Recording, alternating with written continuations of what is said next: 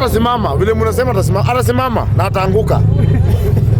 Kalonzo atasimama pia yeye ataanguka. Kwanza ataanguka vibaya. Umesikia? Matiang'i pia na kwanza kando na Waluya wachache kusema Sifuna. Ni kabila gani nyingine naimba Sifuna? Kenya. Hakuna. Ni hao wale wachache.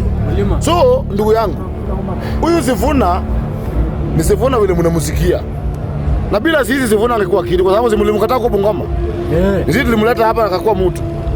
Siasa ya Kenya ni sisi tunapanga. Nao watu wamelema wanapanga pande ile nyingine. Unasikia? Tunasikia sasa kila mtu anapigana mnataka kiti. Mnataka kiti kila mtu. Sisi bado hatutaki. Sisi tunataka tu power. Hata tujui ni power gani lakini tunataka power. Unasikia? Sifuna atasimama vile mnasema atasimama na ataanguka. Kalonzo atasimama pia yeye ataanguka. Kwanza ataanguka vibaya.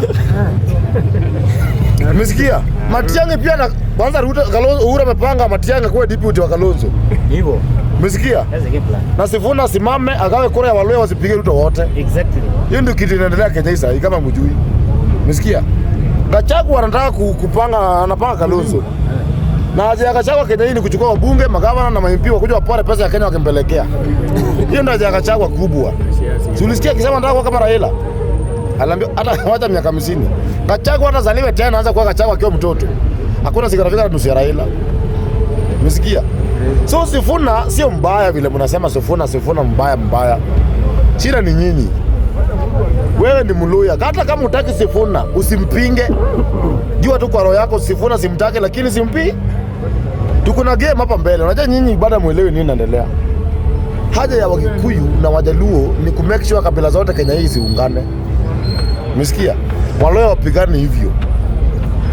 Wakamba the same. Hao wengine the same. Ndio maana unasikia Wakikuyu wakisema Wajaluo ni wajinga sana.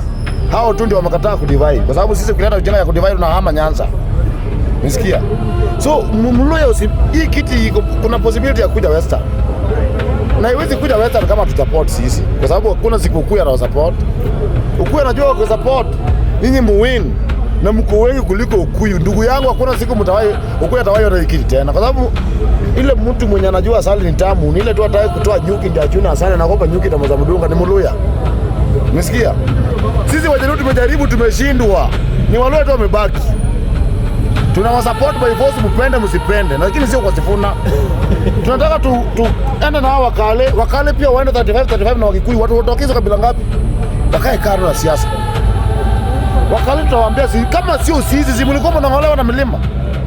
Hebu turudi hapo kwa Mluya. Sisi hatutaki. Masai imeisha. Lakini mkingoja tujipange, mtakaa namba 5. Wacha 4. Na wewe Ukuyu nyamaza, siasa uende pia Githurai bwana. Mlikuwa mnaambia tunapewa kelele hapo angalia.